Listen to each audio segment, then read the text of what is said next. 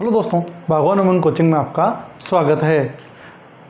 आज हम व्याकरण की क्लास 2 लेकर आए हैं। कल हमने व्याकरण की क्लास प्रथम में संज्ञा पढ़ी थी, संज्ञा के भेदों के बारे में ज्ञान प्राप्त किया था। तो हमने व्यक्तिवाचक संज्ञा का कल अध्ययन कर लिया था, विस्तृत अध्ययन हो गया था। आज हम 2 जातिवाचक और भाववाचक संज्ञा का अध्ययन करेंगे। तो सबसे पहले देखते हैं जातिवाचक संज्ञा, उसकी परिभाषा विस्तृत अध्ययन है।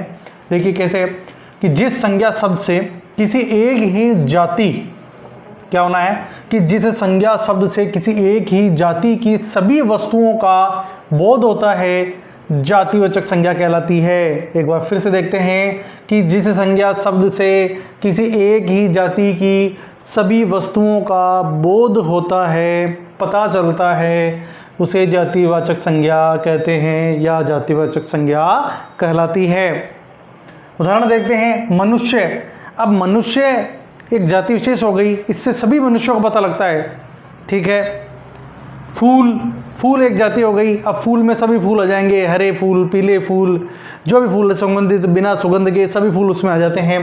गाय भी क्या है, जातिवाचक संज्ञा है। गाय में सारी गाय आ जाती है, बहुत से रहने, राठी गाय होती है, रिंडी गाय होती है, अलग अलग गायें होती है, तो उन सब वो क्या हो गई, इसी में आ जाएगी। लड़का, ऊंचा छोटा, काला पीला, जो भी रंग है उस रंग के सभी लड़के, या जो है जो कद के, वो सभी लड़के इस जाति विशेष में आ जाएंगे। नदियाँ आ जाएगी, सरस्वती, जमुना, जो भी नदियाँ हैं हमारी, गंगा, वो सब इसी में आती है। पहाड़ में आ जाएंगे।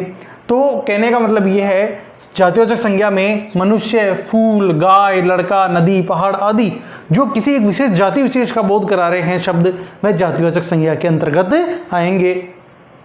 आखिरी और तीसरा प्रकार देखते हैं, भाववाचक संज्ञा। भाववाचक संज्ञा में देखिए परिभाषा देखते हैं कि जिस संज्ञा शब्द से किसी वस्तु के गुण, थोड़ा देखते हैं इसको ढंग से, क्या है, किसी वस्तु का गुण, ठीक है, दशा, व्यापार या धर्म का होना बोध होता है, भाववाचक संज्ञा कहलाती है। फिर से एक बार पढ़ते हैं कि जिस संज्ञा से किसी वस्तु के गुण का, दशा का, व्यापार का या धर्म का बोध होता है, पता चलता है, भाववाचक संज्ञा कहलाती है। उदाहरण देखते हैं भाई, अच्छाई क्या हो गया, गुण हो गया साहब। बुराई गुण हो गया। गुस्सा ये भाव है। बुढ़ापा ये भी भाव हो गया। हंसना, वीरता, मोटापा, सर्दी दशा हो गई, गर्मी, बचपन, थकावट आदि ये क्या है भाई, ये सब किसी गुण है, दशा है, व्यापार है, धर्म है, किसी न किसी बात से संबंधित रहते हैं। तो ये जो शब्द आते हैं, इनसे संबंधित किससे, गुण से, दशा से, व्यापार से या धर्म से संबंधित कोई शब्द आए, या फिर ये शब्द उदाहरण में है, अच्छाई है, बुराई है, गुस्सा, बुढ़ापा, हंसना, वीरता, मोटापा, सर्दी, गर्मी, बचपन, ये सभी शब्द किसके हैं, उदाहरण है भैया, भाववाचक संज्ञा के उदाहरण हैं। अब एक विशेष बात है इसमें कि जातिवाचक शब्दों से क्या है, भाववाचक संज्ञा बन जाती है। कैसे देखते हैं, जैसे मानव जो शब्द है वो किसका है भैया, अपन ने बात करी थी कि एक जाति है, तो मानव जाति में सभी मानव आ गए, तो मानव से ताल लगने से पीछे क्या बन जाता है, मानवता। अब ये मानवता क्या हो गई, भाव हो गया, तो ये भाववाचक संज्ञा बन गई।